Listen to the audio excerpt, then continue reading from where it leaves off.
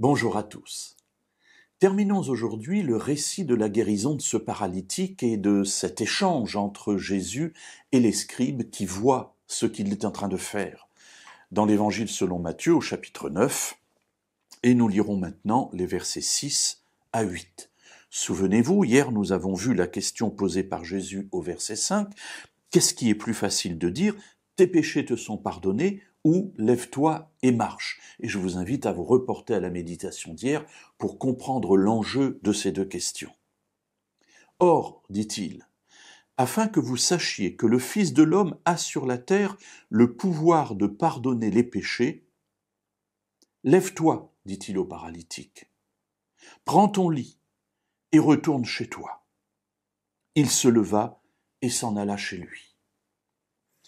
Alors remarquez ici que Jésus dit « afin que vous sachiez, vous scribes, mais aussi le reste de la foule bien entendu, mais vous qui avez douté de la capacité que j'avais de pouvoir dire cela, tes péchés te sont pardonnés. Afin que vous sachiez que le Fils de l'homme a sur la terre le pouvoir de pardonner les péchés. » Alors ce terme « pouvoir » est un terme très particulier en grec. En français, le pouvoir, c'est la capacité, ou c'est le miraculeux. Je fais des miracles, j'ai le pouvoir de faire, de changer l'eau en vin, par exemple. Ici, le terme, c'est autorité. Jésus a l'autorité, le Fils de l'homme a l'autorité. C'est-à-dire que cette autorité, bien entendu, on la reçoit de quelqu'un de supérieur. Jésus est en train de dire ici aux scribes, il faut que vous sachiez que moi, le Fils de l'homme, j'ai reçu autorité du Père de pouvoir pardonner les péchés. Comment est-ce que je vous le démontre ? Et je vous renvoie à la méditation d'hier. Eh bien, en disant à cet homme, non plus tes péchés te sont pardonnés, cette phrase vous a choqué, mais je vais vous dire l'autre. L'autre option, c'est lève-toi, prends ton lit, retourne chez toi.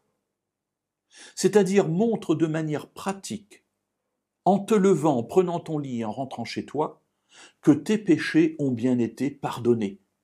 Et ainsi cela servira de témoignage à tous, et en particulier à ces scribes qui doutent du fait que j'ai reçu de mon Père l'autorité de pardonner les péchés. Et c'est ce que cet homme fait. Devant tous, il se lève, il prend son lit et il rentre chez lui. C'est-à-dire que Jésus vient de démontrer qu'il a l'autorité de pardonner les péchés et qu'il peut ainsi guérir ceux qui sont enfermés dans la maladie à cause de leurs péchés. Les mauvaises pensées des scribes sont révélées.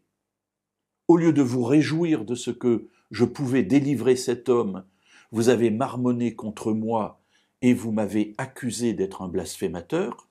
Voyons la réaction de la foule qui est là, au verset 8, fin du récit. À cette vue, les foules saisies de crainte glorifièrent Dieu qui a donné aux hommes une telle autorité. Voilà une réaction, j'allais dire normale. Waouh, extraordinaire. On est saisi de crainte parce qu'on se dit mais qui est cet homme-là, un être humain comme nous, et qui reçoit de la part de Dieu une telle autorité. Et ils sont là et ils glorifient Dieu. Merci Dieu, béni sois-tu Dieu, parce qu'une telle chose, un tel miracle est possible et que nous voyons cet homme être délivré de ses péchés et pouvoir ainsi rentrer chez lui. Alors mes amis, oui, par la foi, ces hommes, comme Rahab auparavant, ont accompli des choses extraordinaires, non pas en eux-mêmes, mais parce qu'ils ont mis leur confiance en Dieu et qu'ainsi Dieu a pu déverser sur eux la totalité de la bénédiction dont ils avaient besoin à un moment donné. Alors tournons-nous vers Dieu et ouvrons-lui pleinement notre cœur et il répondra à toutes nos attentes.